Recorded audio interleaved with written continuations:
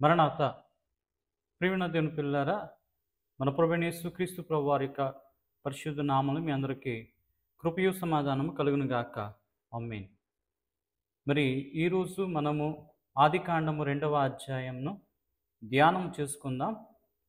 మరి ఆదికాండము 2వ అధ్యాయం ప్రతిరోజు కూడా ఒక్కొక్క అధ్యాయాన్ని పరిశుద్ధ గ్రంథంలో నుంచి ధ్యానం చేసి అనేక విషయాలు మనం తెలుసుకుంటూ జ్ఞాపకంలో ఉంచుకుంటూ పరిశుద్ధ గ్రంథము ఆదికాండం నుండి ప్రకటన గ్రంథం వరకు ప్రతి అధ్యాయాన్ని ధ్యానించుటయే మరి ఒక ధ్యేయంగా పెట్టుకొని మరి దేవుని యొక్క వాక్య గ్రంథములో చెప్పని రీతిగా నా గ్రంథమును పరిశీలించి పరిశోధించి ఈ గ్రంథాన్ని దేవుడు తెలుసుకోమని మాకు చెప్పి ఉన్నారు కనుక మరి అటు పరిశోధనాత్మకమైనటువంటి రీతిగా మరి పరిశుద్ధ గ్రంథాన్ని చదివి అందులో ఉన్నటువంటి విషయాలు ఉన్నది ఉన్నట్టుగా ప్రతిది కూడా ధ్యానించడం జరుగుతుంది. కనుక మీరందరూ కూడా శ్రద్ధతో ఈ ప్రతిరోజు వచ్చేటువంటి ఈ యొక్క అధ్యాయాలని మీరు విని వాటిలో ఉన్న సంగతులు నేర్చుకొని మనల్ని మనం సరి చేసుకునేటువంటి విధముగా అద్భుతంగా తయారవ్వాలని మరి ఇటు అభిలాషను కలిగి మరి మీ ముందుకు రావడం జరుగుతుంది.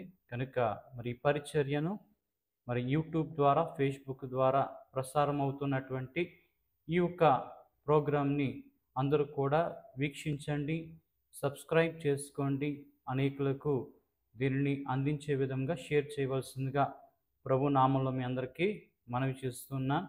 మరి ఈరోజు ధ్యాన అధ్యాయంలోనికి మనం ప్రవేశిద్దాం. ఆదికాండము 2వ అధ్యాయంలో మరి దేవుడు 6 దినాలు సృష్టి కార్యక్రమం అంతటినీ కూడా చేసి మరి 6వ దినమున దేవుడు విశ్రాంతి తీసుకున్నారు. అంటే 7వ దినమున దేవుడు విశ్రమించెను. తాను చేసిన పనులన్నిటి నుండి మరి వాటన్నిటినీ ఇంకా చేసినవన్నిటినీ విడిచిపెట్టి ఇంకా విశ్రాంతిని తీసుకుని ఆ పరిశుద్ధమైనటువంటి దినముగా దాన్ని ప్రత్యేకించే దేవుడు ఆ యొక్క దినాన్ని ఆశీర్వదించి పరిశుద్ధ పరిచయను అని 2వ అధ్యాయంలో మనకు చెప్పబడతా ఉంది. మరి అది వరకు పొలములో ఏ యొక్క మొక్కైనా ఏదైనా కూడా మొలవలేనటువంటి సమయాన దేవుడు మొట్టమొదటిగా తొలకరి వర్షమును కురిపించి మరి ఆ యొక్క మట్టిలో నుంచి ముద్ద తీసి ఆ మట్టి ముద్దతోనే మరి దేవుడు ఆదాముని నిర్మించెను. కనుక ప్రియమైన దేవుని పిల్లరా, నిర్మించుట అంటే చిన్న విషయం కాదండి. ఏదైనా పెద్ద కట్టడాన్ని ఏమంటాం చెప్పిన మనము నిర్మించటం. కనుక దేవుడు మనల్ని తన స్వహస్తాలతో తన చేతులతో దేవుడు మనం తయారు చేస్తారు. అందుకే మనం ధన్యులం అండి. అంతేకాకుండా ఆయన పోలిక చొప్పున ఆయన రూపం ఇచ్చి ఆయన రూప లావణ్యాలు ఇచ్చి మనందరినీ కూడా దేవుడు మరి తల్లి గర్భంలో దేవుడు రూపిస్తూ ఉన్నాడు. అలాగే మొట్టమొదటి ఆది మానవుడైన మన పితామహుడు ఆదాము గారిని దేవుడు తన స్వహస్తాలతో తయారు చేసి మరి ఆదామునకు దేవుడు ఒక ఏదెను తోట అనేది ఇచ్చి ఆ తోటకు మరి ఒక నది 4 శాఖలుగా విడిపోయి మరి ఆ నదిని తడుపుతూ అనేక దేశాల్లో మరి విస్తారంగా ఆ యొక్క నదీ పారివాహక ప్రాంతంలో దేవుడు ఆ ఏదెను తోటను వేసిన వారై ఉన్నారు. అలాగే దేవుడు ఆదామునకు గాఢ నిద్ర కలుగు చేసి ఆయన పక్కటెముకను తీసి అలాగే కొంత మాంసం తీసి స్త్రీని నిర్మించి దేవుడు మరి ఆయన యొద్దకు తీసుకొని రాగా నా ఎముకలో ఎముక నా మాంసంలో మాంసం నారి అనబడును అని మరి చెప్పిన రీతిగా మరి దేవుడు ఆదామునకు సాటి అయిన సహాయము ఒంటరిగా ఉండటము మంచిది కాదు అని చెప్పి సాటి అయిన సహాయాన్ని దేవుడు అనుగ్రహించిన వారై ఉన్నారు. అలాగే ప్రియమైన దేవుని పిల్లరా, ఆదాము మరి ఏ దానికి ఏమి పేరు పెడతారు అని మరి ప్రతి పేరును కూడా దేవుడు మరి ఆ పేరు ప్రకారంగానే దేవుడు ఏర్పాటు చేసిన వారై ఆదాము ఏ పేరు పెట్టినో ఆ పేరుని దేవుడు ఫిక్స్ చేసిన వారై ఉన్నారు. కనుక ప్రియమైన దేవుని పిల్లరా, మరి ఇటు రీతిగా మరి ఈ అధ్యాయం అంతా కూడా చదువుకుంటే మనకు తెలుస్తుంది.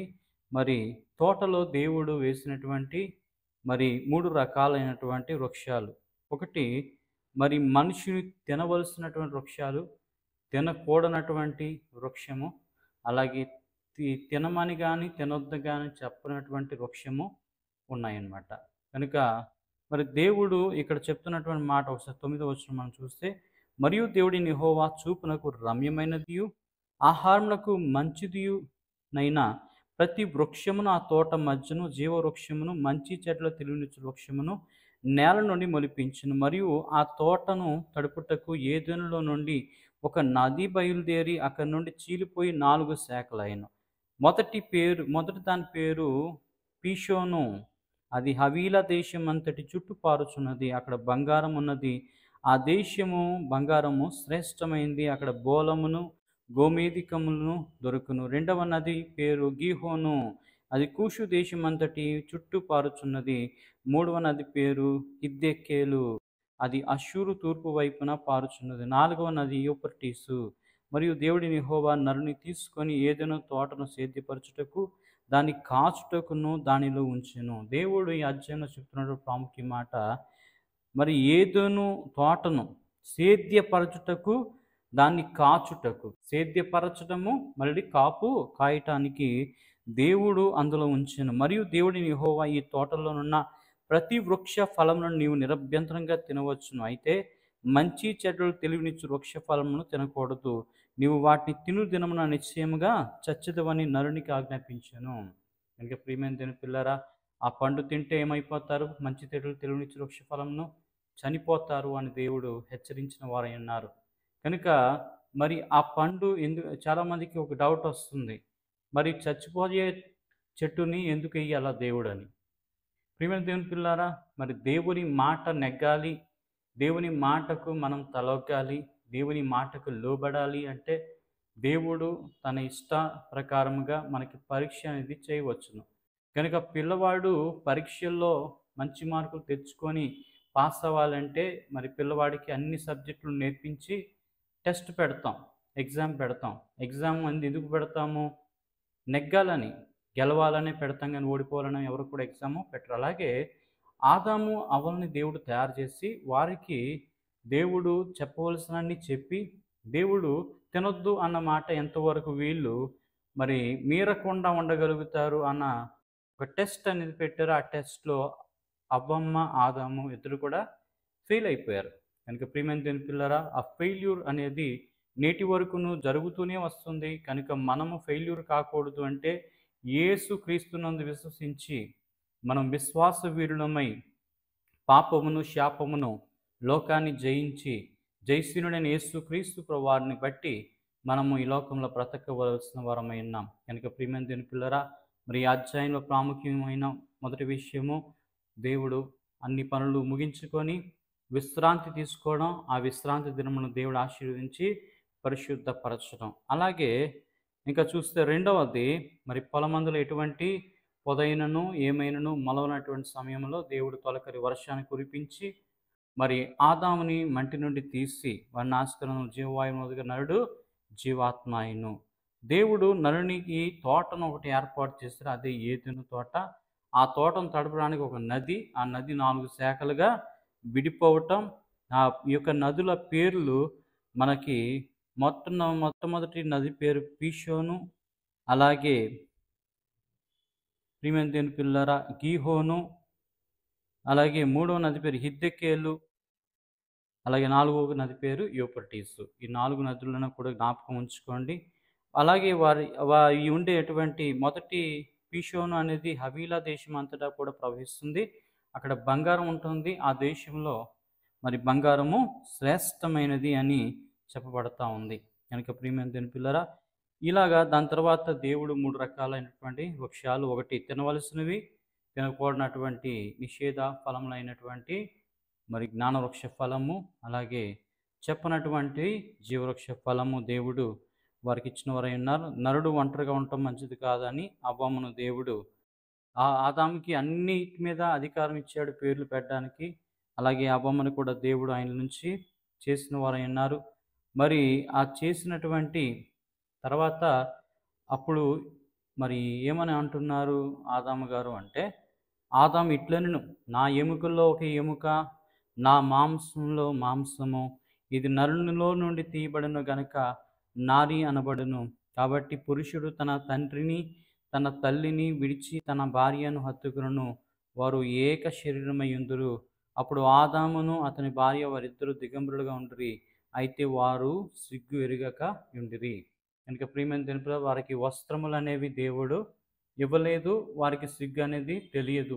అటువంటి పసి మనస్తత్వాలు కలిగినటువంటి వారుగా దేవుడు వారిని కలుగు చేసి, దేవుడు వారికి పరీక్ష పెడితే ఆ పరీక్షలో మరి ముందు భాగంలోకి వెళ్ళినప్పుడు మనకి ఏం జరుగుతుందో మనం తెలుసుకుందాం.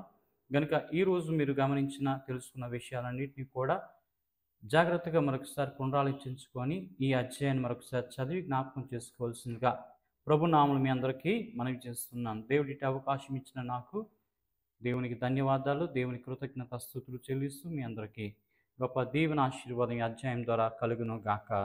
ఆమేన్.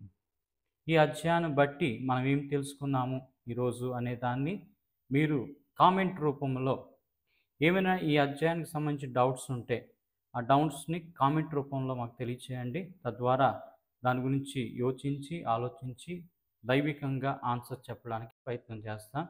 కనుక దయచేసి మర్చిపోవద్దు, ఈ యొక్క వీడియోని చూసిన ప్రతి ఒక్కరూ సబ్స్క్రైబ్ చేసుకోండి. కొంతమంది చేత సబ్స్క్రైబ్ చేయించండి, ఇతరులకు షేర్ చేయండి. తద్వారా ప్రతి అధ్యాయంను మనము ముందుకు మరింత బాగా చక్కగా ధ్యానం చేసుకునేటువంటి అవకాశం దేవుడు మనకి ఇస్తారు. అందరికీ మరొకసారి మరణాత. God bless you all.